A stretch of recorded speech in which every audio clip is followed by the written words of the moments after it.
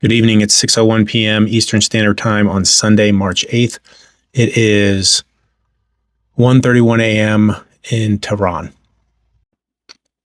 I just saw this on Hawk's page. He is letting folks know about the fact that the Kansas City International Airport was evacuated today and may be currently evacuated after a possible threat that the FBI and local police are investigating. This comes after we're finding out that the Trump White House is allegedly blocking U.S. intelligence agencies from warning Americans about rising terrorist threats at home, according to a report by the Daily Mail. The Daily Mail quoted a senior Department of Homeland Security official saying the FBI, Homeland Security, and the National Counterterrorism Center were preparing to put out a joint intelligence statement on Friday to state and local authorities, alerting them to a heightened threat due to the ongoing war in Iran. It was a 5-page document and had detailed elevated threats by the government of Iran to U.S. military and government personnel and facilities, Jewish and Israeli institutions, and their perceived supporters and Iranian dissidents and other anti-regime activists in the United States. Homeland Security then broke protocol and gave the White House a heads up about the nationwide bulletin hours before it was to be released. Top Trump officials ordered it placed on hold. The White House did not deny blocking the terror bulletin in a statement to the Daily Mail. Our agencies that we fund and pay for to protect us from threats, we're going to warn our law enforcement officials and warn us to keep us safe. And this current Republican White House, Donald Trump and his cronies said, no, do not warn them. And you can't fucking get around that. Do not warn them.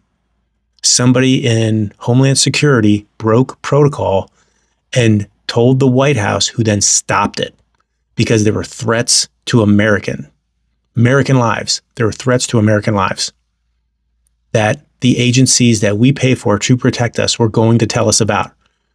And this current administration said, don't tell them. It's a good time to talk to your representative or your senator and ask them why the fuck not. Okay.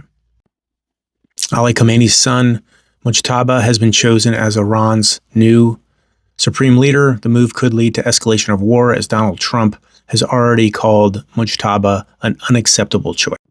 Saudi Arabia has now reported its first 2 deaths.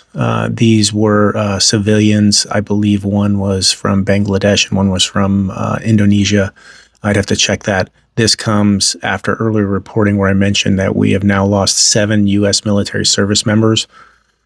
The individual that passed away earlier today per CENTCOM died in a March 1st attack on Saudi Arabia because of Trump and Netanyahu's war that was not necessary and is meant as a distraction from Epstein files, from a genocide, from corruption, and to line their own pockets with oil and gas money and rare earth minerals in establishing a government that will allow them to profit for themselves at the expense of U.S. military service members and civilians all across the region, expanding into Europe. 2 dead in Texas the other day from an attack there for Trump and Netanyahu.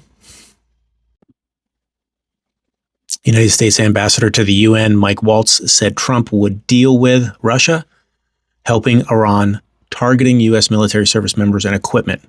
However, at the same time, Trump has dismissed those claims and basically brushed them off, and is also allowing Russia to sell oil to India, which will help fund its invasion of Ukraine. He is not going to do shit to Putin, his bestest buddy. Hakeem Jeffries won't commit to blocking additional Iran war funding. He has come out with others like Ruben Gallego, who called this war dumb, and Chris Coons, who said that they need to see justification before they give any money to fund this war. This is, at the same time, the other corner of their mouth, they're saying there is no justification for this war. There was no intercontinental ballistic missile. There was no nuke coming online. There was no, preemptive attack that was coming from Iran. None of that. And they've shot holes in all of that. And now they're saying, well, if Trump can justify this, maybe we'll give him money. Do not give them a fucking penny for this war. Talk to your representatives, please, your senators, make a lot of noise. Not a fucking penny. If they need money, they can pull it from ICE. They can pull it from, which has got more money than the fucking Marine Corps. They can pull it from ICE. They can tax the rich if they really need money. We have 9 times the defense budget of like our nearest competitors. Okay. We do not need to fund the military to do this. And they're going to say, well, we want to support the troops. Take the money from fucking ICE if you're going to do that. It does not have to come from us. It does not have to come from services. It does not have to come from things for the people of the United States that we actually want and support us. Do not give this fucking war a penny. And if your representative or your senator is talking about doing that, light them up. Light them up. Take money from ICE. Tax the rich if they really want to make this war happen. Not another penny. Not another penny.